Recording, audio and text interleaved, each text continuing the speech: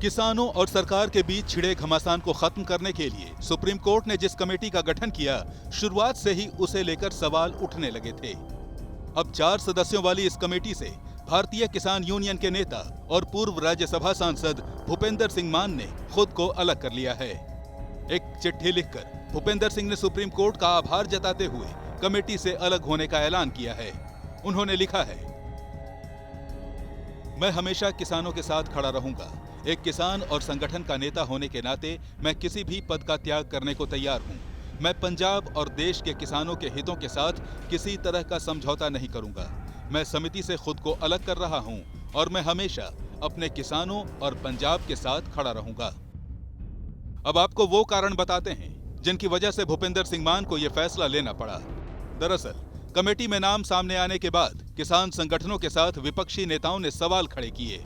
आरोप लगाया कि भूपेंद्र सिंह मान पहले ही सरकार के तीनों कृषि कानूनों का समर्थन कर चुके हैं। दरअसल भूपेंद्र सिंह मान ने दिसंबर महीने में ही कृषि मंत्री नरेंद्र सिंह तोमर से मुलाकात कर नए कानूनों का समर्थन कर दिया था।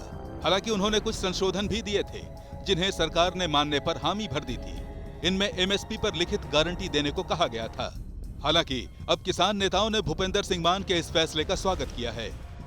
भाई वे उस विचारधारा के लोग थे जो बिलों का समर्थन जो कर रहे थे, वे वही तो थे। उनको लगा कि मुझे कमेटी में नहीं रहना चाहिए तो इस्तीफा दे दिया उन्होंने। ठीक करा। हम तो अपना आंदोलन चला रहे। सरकार से हमारी डिमांड है कि बिलों को वापसी लो, उन्हीं से ही हमारी डिमांड रहेगी। भूपेंद्र सिंह मान भारतीय किसान यूनियन से टूटकर बने संगठन बीकेयू मान के राष्ट्रीय अध्यक्ष हैं। वो ऑल इंडिया किसान कोऑर्डिनेशन कमेटी के भी अध्यक्ष हैं। 1966 में उन्होंने पंजाब खेतीबाड़ी यूनियन भी बनाई थी जो 1980 में बीकेयू बनी। बीकेयू से टूटकर कई यूनियन बनी हैं। मान को 1990 में राज्यसभा के लिए मनोनीत किया गया था और वे 6 साल राज्यसभा सांसद रहे।